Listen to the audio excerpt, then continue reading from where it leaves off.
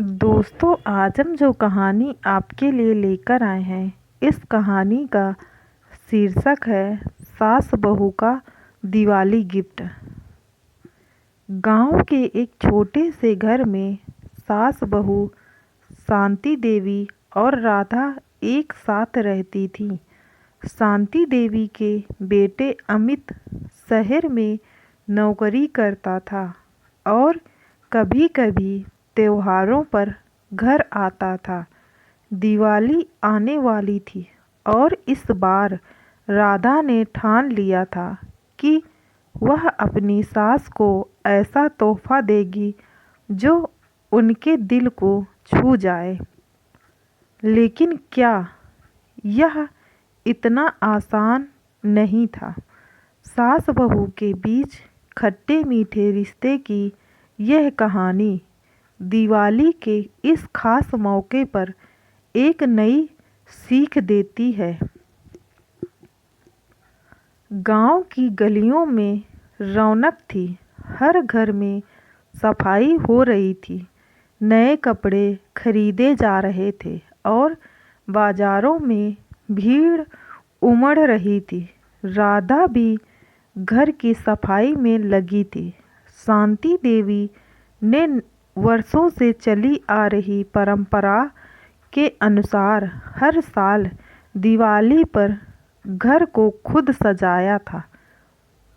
लेकिन इस बार राधा ने खुद आगे बढ़कर यह जिम्मेदारी लेने की कोशिश की। अम्मा जी, इस बार घर की सजावट मैं कर लूं? राधा ने झिझकते हुए सासू माँ से पूछा।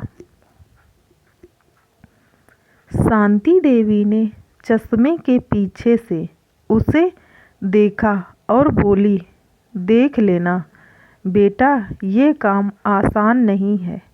हर कोने की सफाई करनी पड़ती है और हर दिया सही जगह रखना पड़ता है।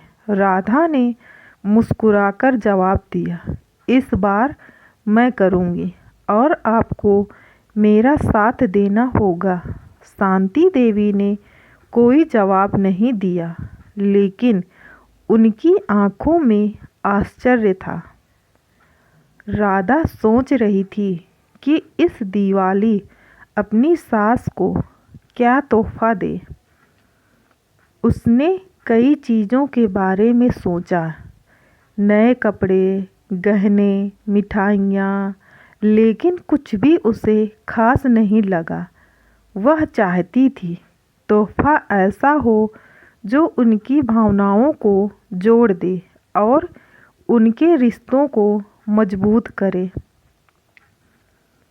एक दिन बाजार में घूमते हुए उसकी नज़र एक सुंदर हाथ से बुने हुए शाल पर पड़ी।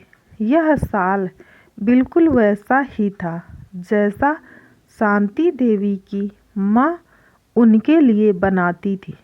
लेकिन अब उनकी माँ इस दुनिया में नहीं थी। राधा को याद आया कि एक दिन सासू माँ ने क्या कहा था, माँ के हाथों का बुना शाल पहले कितने साल हो गए। अब तो वह गर्माहट सिर्फ यादों में ही है। राधा को तोहफा मिल गया था। राधा ने वह शाल खरीद लिया और उसे खूबसूरती से पैक किया। लेकिन उसे डर था कि कहीं शांति देवी को यह पसंद न आए या वे यह ना कह दें कि इसकी क्या ज़रूरत थी। दिवाली के दिन जब पूरा घर सजा हुआ था, दियों की रोशनी चारों तरफ फैली थी, राधा ने अपने डर को पीछे छोड़ते हुए शांति देवी के सामने उपहार रख दिया। अम्मा जी, यह आपके लिए है। उसने हल्की मुस्कान के साथ कहा। शांति देवी ने उपहार खोला और शाल देखते ही उनकी आंखें नम हो गईं। उन्होंने शाल को धीरे धीरे हाथों में लिया और उसकी नरमाहट को महसूस किया। ये तो बिल्कुल वैसा ही है जैसा मेरी माँ मेरे लिए बनाती थी। शांति देवी ने भावुक होकर कहा।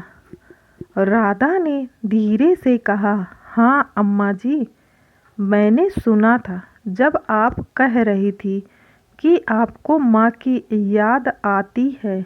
मैंने सोचा शायद यह तोहफा आपके पुराने दिनों की यादें ताज़ा कर दे।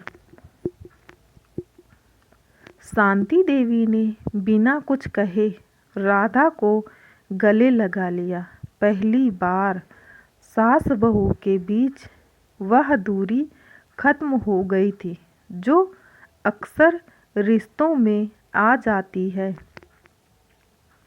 उस रात जब पूरा गांव पटाखों और रोशनी में डूबा था, शांति देवी और राधा आंगन में बैठी थीं।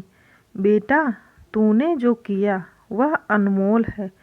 एक उपहार सिर्फ वस्तु नहीं होता, वह भावना होती है। तूने मेरी पुरानी यादों को फिर से जिंदा कर दिया, शांति देवी ने कहा।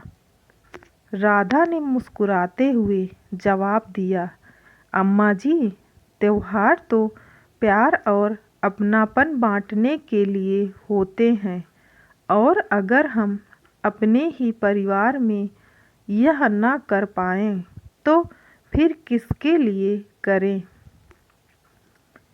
शांति देवी ने पहली बार महसूस किया कि बहू भी बेटी की तरह होती है, बस उसे अपनाने की देर होती है।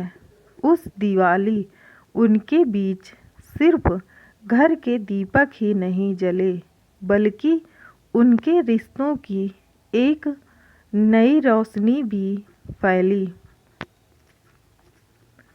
इस कहानी से हमें यह सीख मिलती है कि तोहफा सिर्फ महंगा या बड़ा नहीं होता, बल्कि उसमें सच्ची भावना होनी चाहिए।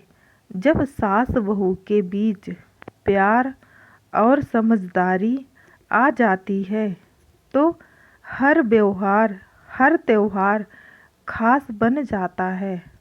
त्योहार रोशनी से नहीं, दिलों से जगमगाते हैं।